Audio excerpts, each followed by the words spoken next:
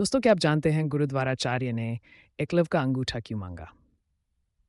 नहीं तो आज हम आपको बताते हैं एकलव्य की गुरु भक्ति आचार्य द्रोण राजकुमारों को धनुर्विद्या की विधिवत शिक्षा प्रदान करने लगे। उन राजकुमारों में अर्जुन के अत्यंत प्रतिभावान तथा गुरुभक्त होने के कारण वे द्रोणाचार्य के प्रिय शिष्य थे।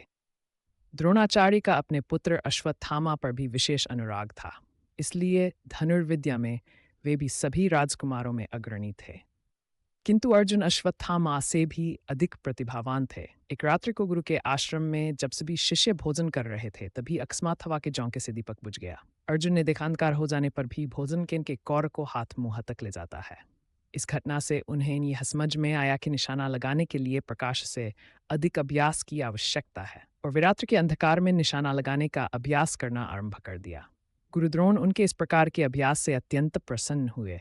उन्होंने अर्जुन को धनुर्विद्या के साथ ही साथ गदा, तोमर, तलवार आदि शस्त्रों के प्रयोग में निपुण कर दिया। उन्हीं दिनों हिरण्यधनु नाम का निषाद का पुत्र एकलव्य भी धनुर्विद्या सीखने के उद्देश्य से द्रोणाचार्य के आश्रम में आया, किंतु निम्न वर्ण का होने के द्रोणाचार्य ने उसे अपना शिष्य बनाना स्वीकार नहीं किया। निराश होकर एकलव्य वन में चला गया। उसने द्रोणाचार्य की एक मूर्ति बनाई और उस मूर्ति को गुरु मानकर धनुर्विद्या का अभ्यास करने लगा। एकाग्रचित्त से साधना करते हुए वह धनुर्विद्या में अत्यंत निपुण हो गया।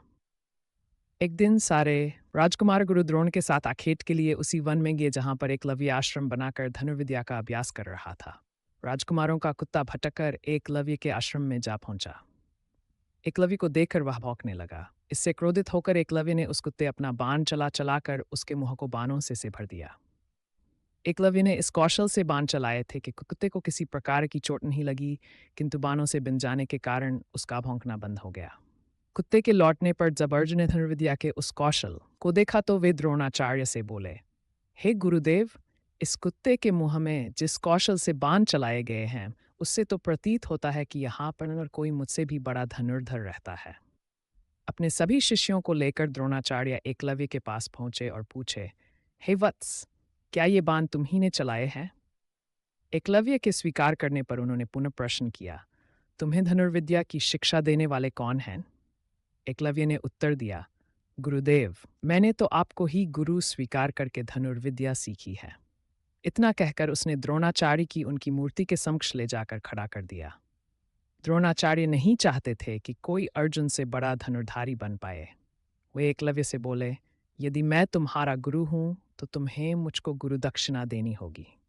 एकलव्य बोला, गुरुदेव, गुरुदक्षिणा के रूप में आप जो भी मांगेंगे मैं देने के लिए तैयार हूं। इस पर द्रोणाचार्य ने एकलव्य से गुरुदक्षिणा के रूप में उसके दाहिने हाथ के अंगूठे की मांग की। एकलव्य ने सहर्ष अपना अंगूठा दे दिया। इस प्रकार एकलव्य अपने हाथ से धनुष चलाने में असमर्थ हो गया, तो अपने पैरों से धनुष चलाने का अभ्यास करना पड़ा।